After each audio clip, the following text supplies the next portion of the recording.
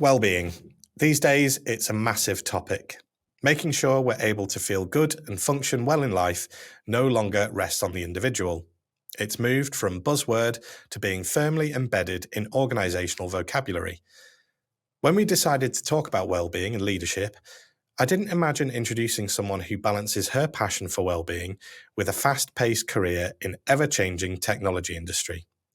But that's exactly who is joining me today. So I'm pleased and delighted to welcome Tuuli Tervaskanto. Hello, how are you? Hi, I'm very good, thank you. How are you? I'm very well, thank you. And thank you ever so much for joining me today. I appreciate you taking your time out of your busy day. Wellbeing is the topic of our podcast today. But first, before we get on to that, I'm going to ask you our first question that we ask all of our guests who join us on this podcast, which is, tell us about yourself in 60 seconds. Sure. So, as I said, my name is Tuuli Tervaskanto, and I am a people and technology enthusiast from Helsinki, Finland. I'm initially a psychologist, but I do happen to work in the tech industry as a country leader for a US software company. And then in my private life, I spend time with my two kids. They're 10 and 12 years old, and I'm very passionate about exercise and nature. So today I hope to speak about how I can combine these different aspects of well-being in my life. Well, yeah, we're super excited to learn more about that. And as you've mentioned, well-being is the topic of today's big podcast, and a kind of a big topic overall, I think, especially in this day and age. And I suspect that that a lot of us could be doing a lot more to kind of help manage our well-being.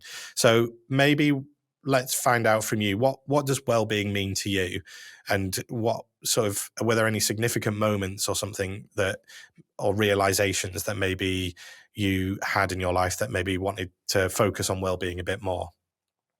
Sure.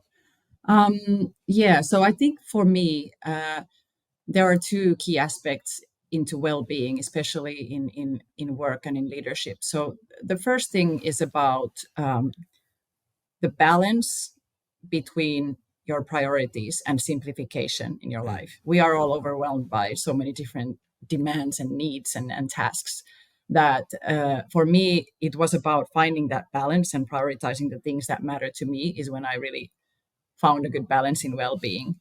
I'm someone who, and I guess a lot of us are, we tend to take a lot of tasks, and whenever we see something interesting, we want to do it. And when I was more at the beginning of my career in the tech industry, I was very much like that, and I jumped at every opportunity and took on every project. I had two small kids at home, and I even did everything that I could possibly outside of work as well. I was on the board of my housing company. I signed up to be the administrator for both kids' football teams, little leagues, and just everything. And I worked early mornings, late nights, crazy hours. And I just learned that I didn't feel well. I didn't feel like there was a lot of fun to it anymore, just because of trying to do too much out of the passion for things. And then what I actually did was, out of a recommendation of a friend at the time, I did find peace in physicality, like in doing things physical for myself, and that way of finding also the peace in my mind and the feeling of well-being. For me, this was a very particular experience. I went to actually a dark smoke sauna here in Helsinki. That is a public sauna in the middle of the darkest winter. And I went in the hot steaming sauna all alone, no music, no people. And then I took a dip in the very, very cold sea right after. And that like extreme physical experience where you couldn't focus on anything but how you're feeling physically just brought that peace. And I learned that was what it was for me, but of course it could be anything for anybody else. But that's how I found that's how I can unwind, find what's important, and get rid of any kind of distractions. And then I learned to balance things. So I choose what is important. I want to prioritize things. Work is very important, but so are friends and exercise. So that's what it means to me, balance and physicality. Yeah, I think that's a really nice way of describing it, because balance is something that often gets gets out of balance, doesn't it? Really, let's face it. Exactly. Something that a phrase that often gets heard in the UK, I'm not sure if it translates into Finnish so much, is, and I think you were the kind of living proof of this, is that burning the candle at both ends. So Yeah, I don't know if that's a phrase that you've come across, but which is totally. exactly what what you've just described. Yeah, you've Yeah. got so much going on in your personal life, got so much going on in your work life, and just at some point it's gonna not work out so well. But I was interested to hear what you said about that going through that experience of the sauna and then into the cold water. And in fact, whilst doing the research for this podcast today, we came across a film of you doing some ice swimming. And I wanted to ask you a bit more about that, because there's been quite a lot of research done about the effects of cold water swimming and the body, and more importantly the mind. So I'm kind Yeah, of is it something you still do a lot of, the ice water open swimming? absolutely. I try to swim every single day of the year. Mm. And what Yeah. what So, sort of what sort of temperatures are we talking? well, in the winter, the air could go down to, let's say, minus 15 Celsius at the lowest. So then the water will be somewhere at 0 point something, so close to freezing point. Wow. And so you try to do that every day? Yeah, I do it usually in the morning before I start work. And so And there must be somewhere close. Is there somewhere close to you that you can just go and get in yeah, freezing cold water? I live in the city center, but there is this tiny little beach and pier very close to where I live. So I walk for about 10 minutes and I'm right there. Well, that's, I mean, to have that on your doorstep is certainly, well, I would imagine very useful for you to have. What advice would you give to somebody who maybe doesn't have that type of resource so close to Yeah, them? What other things have you done that have maybe worked for you, or would you recommend other people could yeah. try? Well, when I mentioned that, for me, well-being is a lot about physicality. I think we have to identify the problem or the source of the problem first. And I think for a lot of people nowadays, and this is also related to maybe a little bit of the overuse of technology, we are clearly too passive. We sit for most of the day, which is already a big health hazard. Sitting is not good for us. And then when we're not working, we still might be attached to our devices or screens, still sitting or Mm, not doing anything.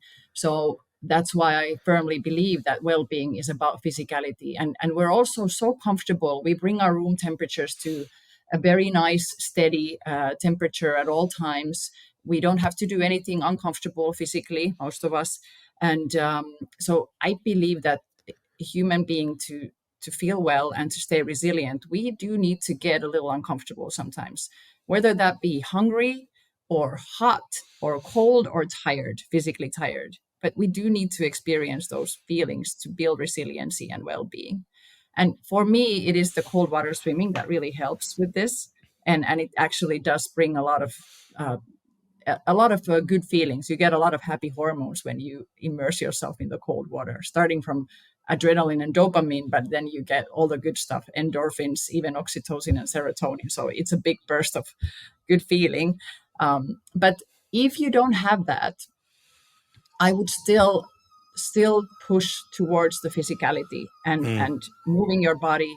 You can even take a cold shower. I do that if I don't have access to a cold pool or a cold mm, sea, which is what I have here. I take a cold shower. It is not that comfortable, I can tell you that, but it still brings you that same effect. You get very cold for a moment and then you get very warm afterwards, but everything in your body is moving and you get energized.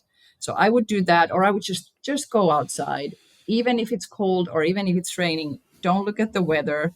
yeah. It's just about how you dress. Just do something with your body, and that's really what I believe will bring you well-being.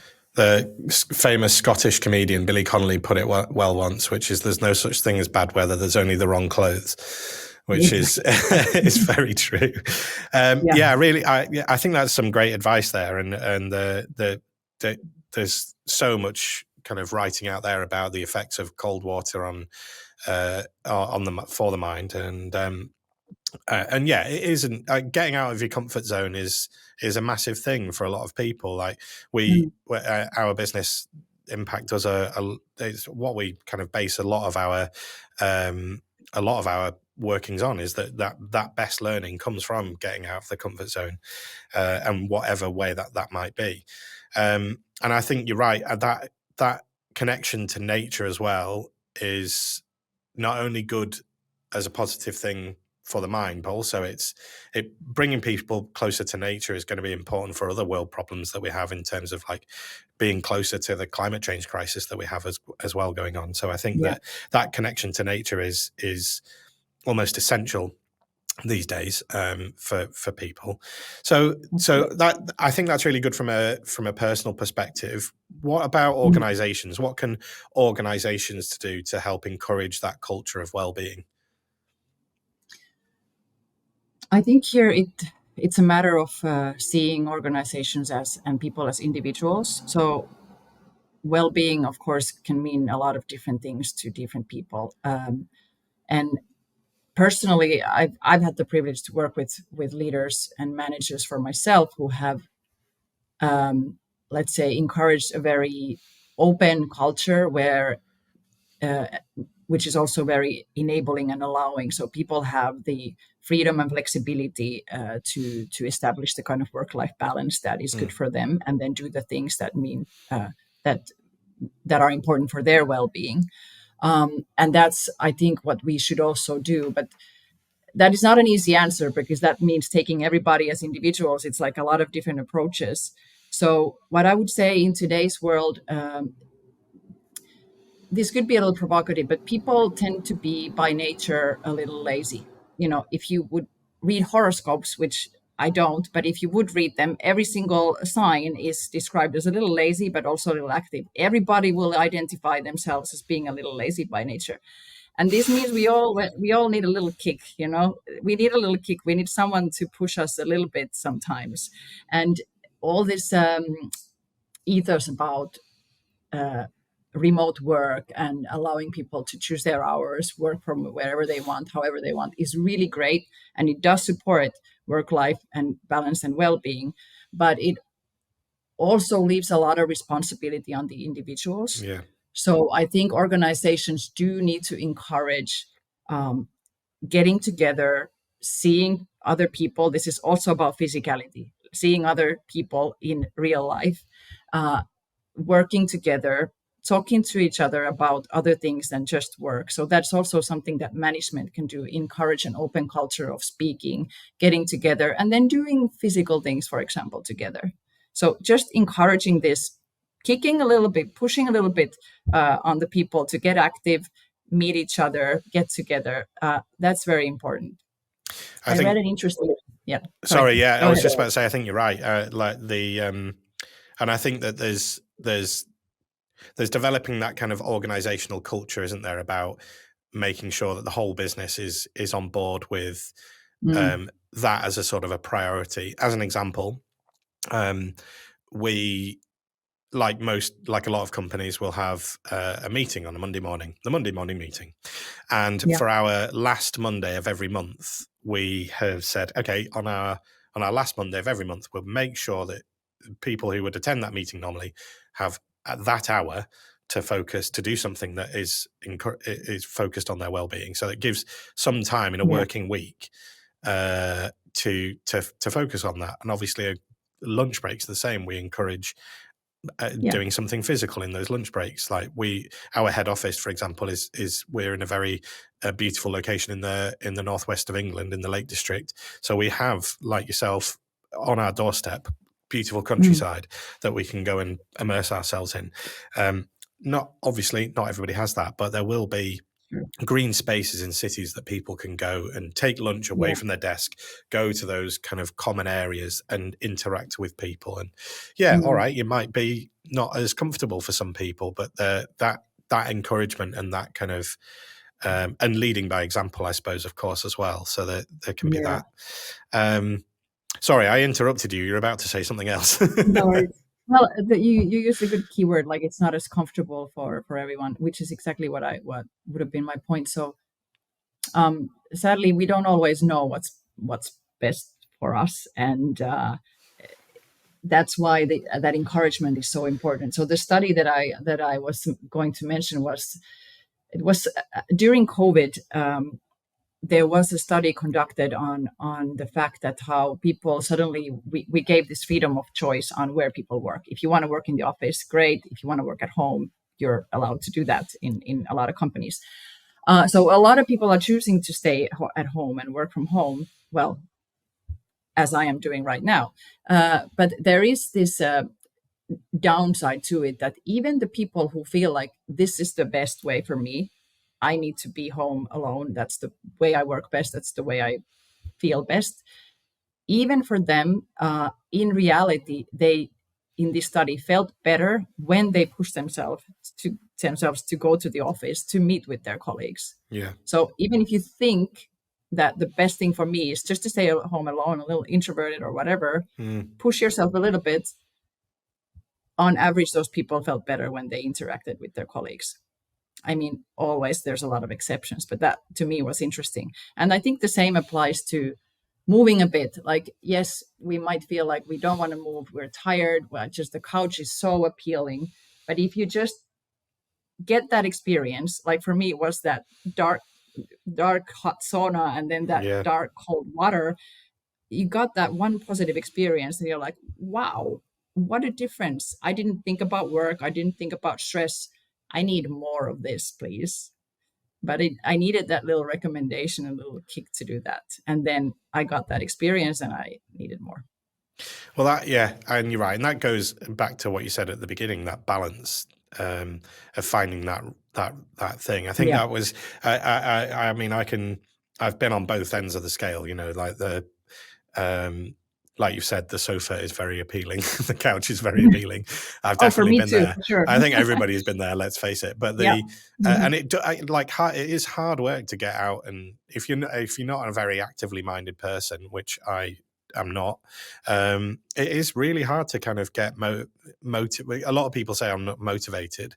I So a couple of years ago, I did a lot of cycling to work, to the office. Within a year, I did kind of 4,000 miles and lost a bunch of weight and that kind of thing. Just before the pandemic, which and also just before our first child, which put a stop to a lot of that, which is, I know, to my own discredit, but it does take a lot for anybody that's not physically minded or actively minded, I should say, to so I kind of tried to, one of the things I did was to try and reframe that notion of needing motivation to be able to do something and change that instead to commitment. And I found that the more I committed, the more I was motivated. So it was commitment first, motivation second. And I think that was a key thing for me. Like, as soon as you commit to something regularly, then you'll find that the motivation just comes naturally after that. So I think that's a quite a big thing for me. Yeah. There was something else I wanted to ask you about, which was that if about that kind of noticing aspect.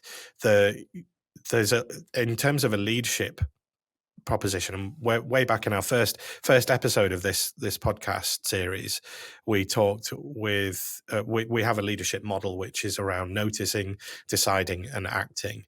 And I think there's a kind of a direct link to what you've been saying there about people within, like leaders in organizations, if they've got team members that they're noticing maybe that they're perhaps not being their best selves, there's an opportunity there to kind of to speak up to that individual and maybe suggest or encourage that change in work-life balance, or maybe something that can change there. And I think that there's something really nice there about what you said, that's something potentially that leaders can take away, that they may be noticing somebody within their team is maybe in need of some support there.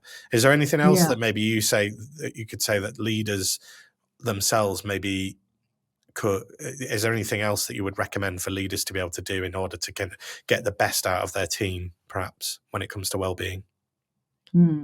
Well, I do fully want to echo on what you just said there, that it's really key to keep that open communication with every single individual that you have in the organization, and know what's happening, what's going on, and how are they doing. And sometimes you don't know that unless you regularly ask.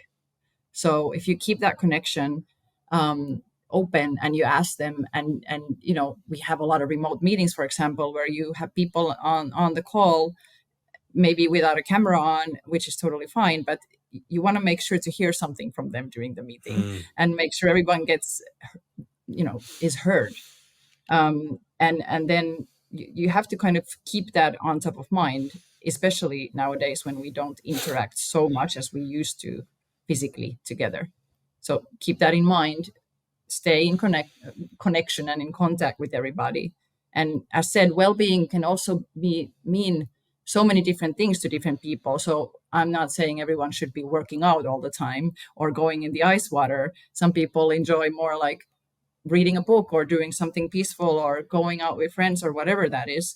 But just finding that thing, what it is, and then the organization just needs to enable that. If someone needs time for something, we can very much be flexible. Organizations can be very flexible nowadays. Assuming the work gets done and everyone is happy, we need to allow people to live their lives they want to live and do the things that bring well-being to them. So I think it's also important to acknowledge that difference between people and then adjust to it. Yeah, you've got to kind of find your own thing, haven't you?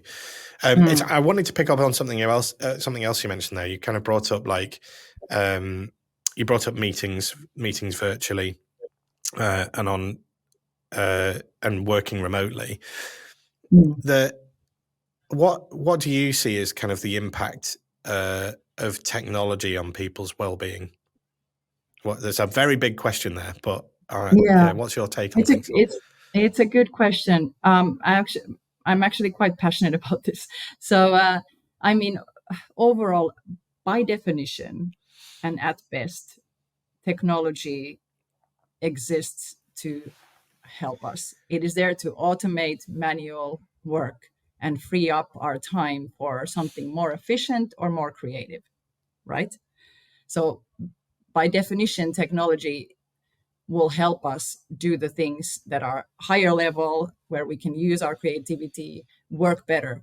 And if you look at technology now, different kinds of, let's say, multi-cloud solutions or end user solutions, they allow people to work anywhere they want, any way they want, on any device they want. So we have that freedom and flexibility.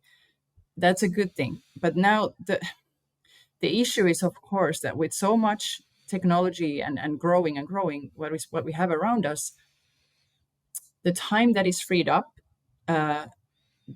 we are not always using that to be more efficient and more creative. We are using that to be more passive. And that's the tricky part. We need to be quite aware of how we use technology. And that's a big responsibility, again, on the individual to make sure we don't get absorbed too much.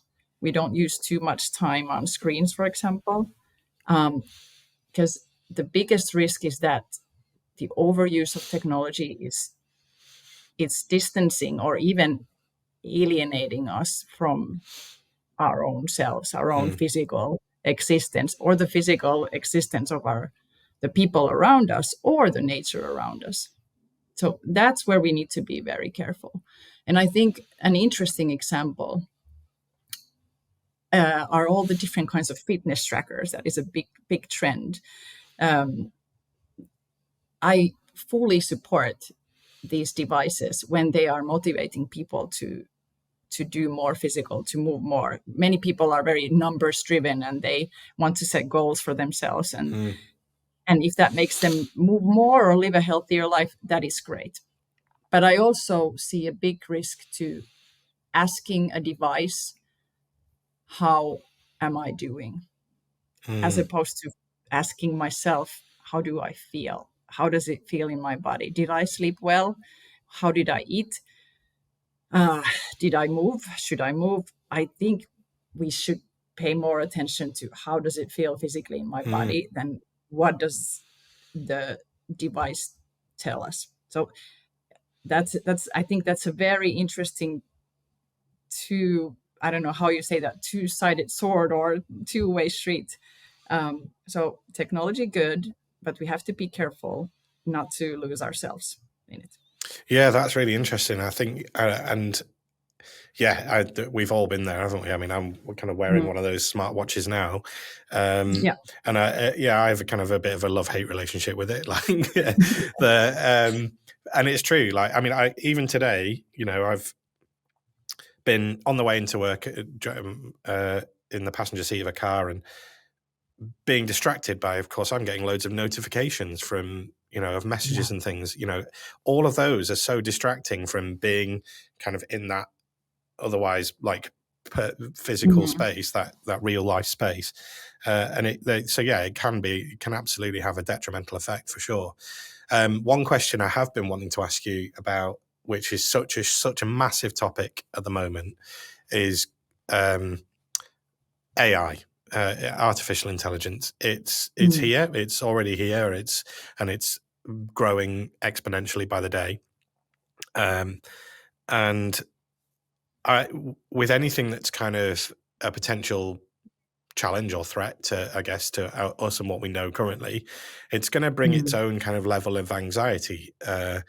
And was there any advice that you can give or anything that you can think of that would help people manage that anxiety towards AI, or anything that might be kind of impacting on people to do with AI? Is there any advice that you can give around that, or any thoughts that you've got about it? Yeah, sure. For me, I know AI is now it's the buzzword, and it's on everyone's lips, and generative AI especially, all the chatbots and the likes of that. But AI in general, yes, a buzzword. But the way I see it, it has been there already for quite some time. It's just taking big leaps sometimes. But if you look at just simple things that we have around us, starting from, I don't know, navigators, Google Maps, or Netflix giving you recommendations on what to watch, or Spotify, that's already AI making your life a little different, easier, you could say, or better. I think since it's a hype thing right now, why it's generating anxiety is because it's something that is still unknown. We don't know what it's going to mean for us, what it's going to mean for a lot of jobs, for example. And anything unknown represents potential change, and change is always scary. Yeah. We perceive change as something scary because we don't know it. We might know what we might be losing, but we never know what we will get in return. And that's where the anxiety comes in. So I think the way maybe to cope with that is just to like learn about AI, how it's already been around for quite some time. I mean, Google didn't replace school teachers, or Wikipedia didn't replace teachers. So, Yeah. It's there. It will change a lot of things for sure. And that's how the world is. We are in a continuous change. AI is just one of the things around us. I think if you just acknowledge the fact that change is a constant, learn about it if it makes you feel better, but just acknowledge that's where the anxiety comes from. It comes from anything that is unknown. And I think also it links into something else you've spoken about, which is that talking to other people about things, finding out other people's experiences with it. And I often think whenever I've kind of thought about AI and maybe got a bit worried about it, and as you said, we've been there before with, when the internet first kind of became a thing, people had, or computers even, people worried about jobs, and it did change a lot, of course. But we now utilize technology in such a different way, and AI has been around for a long time. I think what's going to be key is how people use it and how it does get used. I think that's going to be and that it goes back to that human element, and that being active towards making sure that it doesn't take over, I guess, taking over people's lives. So I think that's a really nice way to link it back to what you've said so far. I think Is there anything else to do with AI that maybe that is kind of, is there anything that maybe AI can do to help with well-being, do you think? I'm sure with technology, there's a lot. I mean, there are already apps that will learn about your patterns of living, working, exercising, and sleeping that'll tell you how to do it smarter and better to fit your own needs. Of course, everything like that is developing a lot. So I'm sure there is.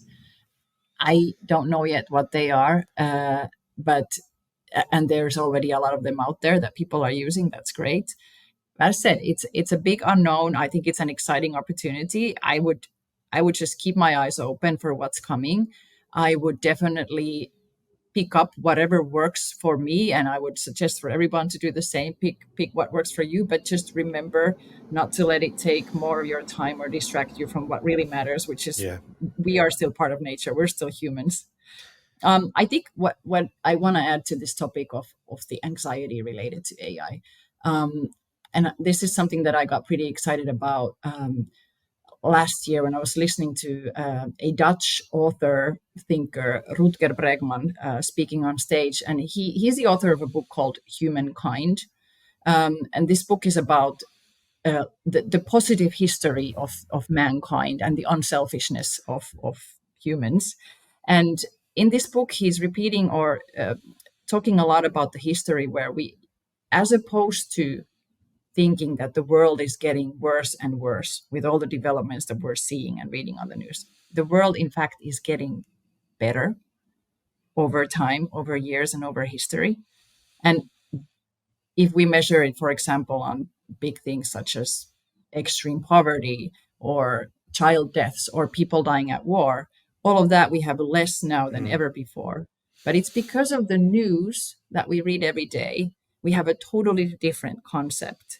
We feel like the world, most of us, not everyone, most of us feel like things are getting kind of bad all the time. And of course, global warming is a big, big issue. And there are others as well that we cannot ignore and we have to do something. But overall, a lot of things are actually going better. And news, whose job is only to report the exceptions to the norm, the negative, they are exceptions. The norm is the good, exceptions are negative, and that's why they're news. We read that, but that changes our concept. And I think this thinking that the world is actually getting better, and also humans actually are very unselfish by nature. In 90% of different crisis situations, people help each other out before helping themselves. They are very, very unselfish by nature. This thinking can apply to leadership, to well-being, to pretty much anything. That things are getting better, and this is because people are unselfish. And he's also, this person Rutger Bregman is also talking about the ROI of positive expectations on others. So when we expect good from others, that's usually what we get, because people do tend to act as we expect and according to how we communicate with them. And I think this applies to any kind of change. When we see change in organization, which is quite often a source of not well-being, but the opposite, we get scared, or whatever is happening in the world. And AI, as opposed to being scared that again something bad is going to happen, maybe we should look at it the other way. In most cases, the world is getting better, and if we expect the good, we most likely will get the good in people, in ourselves, in anything. I like to apply this thinking a lot. Yeah, I think that's really nice, and I think that and I'd definitely like to have a look at that book. So I might get the link off you later. Sure. I think yeah, the approach and the attitude you have towards certain situations or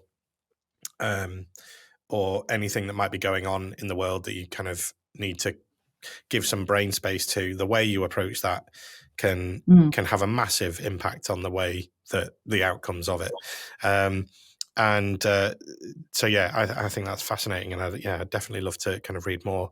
And you're right, in the media, the often bad news is the news that gets the most views, isn't it? So that's That's what is on the front pages of. It used to be they always used to be on the end of news reports and finally moment, and there's so few of those now. And it was always the nice story that you never really get, but it was almost on every episode of the news. So yeah, I think that, I mean, there are media outsources that only report on good news stories. There's one that I can think of on Instagram that are really nice ones to follow, because you do hear about all the positive things that are happening in the world rather than all the doom and gloom that happens in the world as well. So I think that's really interesting. That is, and the issue is that, sorry, go on. Just the issue is, of course, that our minds are psychologically programmed to focus on the negative too. So add that on top of the fact that media is pushing the negative, we have to be careful. So we have to remember that these are the exceptions to the norm. And plus, my mind will always look for the negative. That's how we survived as people. Yeah, and it again goes back to that balance. I mean, I've definitely fallen foul of that. Often looking for the negatives before the positives, and if you can kind of reprogram your mind to not do that as much, and look at all the positives as well, or finding that balance, I think is key, isn't it? Exactly. Sounds simple, but that's how it is. It does take a lot, and but then again, that's maybe something that that leaders within organizations, going back to that, can encourage more of in their culture. If you sense it, even in a meeting, you might sense it in a meeting. If you can start to notice that, then you can start to make changes and implement changes to try and discourage detrimental behavior, perhaps. Absolutely. And leaders have a big role in what they communicate and how they communicate, and what kind of picture do they paint of where the organization is now and where it's going. Yeah. So it's really something to pay attention to. Yeah. And again, that leading by example piece, I think, is really good to encourage that kind of and that organizational culture, that even if it's something about it, like if people within an organization see the people that they follow, the leaders in those organizations, with the best practice, if they actively go, I'm going to go out for a run at lunchtime or whatever it might be, then other people feel that they can also do the same thing. And then I think that's ultimately going to have that knock-on effect, isn't it? But it doesn't necessarily have to come from those places either. It could be anyone in an organization sharing that best practice. So I think that's really interesting. We've come to our final question, which is the question that we again ask all of our guests, which is, if you were, and based on what you've said about kind of having that pivotal moment of having that moment in the sauna and then going for the cold dip afterwards, if you were to start your career again, start it all the way from the beginning, knowing what you know now, what would be the best piece of advice you would give yourself? I love that question. I think if I would go back all the way back to the beginning, and if I look at what's happened since, there's been so much worrying over nothing in those years, and thinking that whatever issues I faced were the end of the world, or the end of the career if you make a mistake at work, or anything like that. So the advice I would give myself is what actually my mother used to always tell me when I was younger. And she said, you know what, this too shall pass. So whatever it is that's happening, it won't be there forever. It'll go away and things will always get better. And I wish I would have understood this a little faster, sooner. So I wouldn't worry so much about making mistakes, things going wrong. There's always a new way to do things. I've heard that phrase before, and I think you're absolutely well. And your mum was absolutely right. she, this too shall pass. It's definitely words to live by. I think it's been a fascinating conversation with you, and thank you again for joining us, Tuuli. It's been It's been really nice to speak to you, and I feel like I've learned a lot already, and I'm going to have to go and find the coldest water possible nearby and go for Do that. a dip, Yeah. dip later on. Thank you again, Tuuli, for joining us, and that just leaves me to say that if you'd like to find out anything more about Tuuli or myself, or you would like to connect with us on LinkedIn, then the links will be in the description of wherever you found this episode today. And it would be a good point for me to mention that this is not only a video podcast, but also audio as well. So you'll find all the links to those in the description. So if you fancy that bit of screen free time, I should say, then please find our audio only versions on wherever you find your podcasts. Thank you again, Tuuli, for joining me today. And until the next time, take care.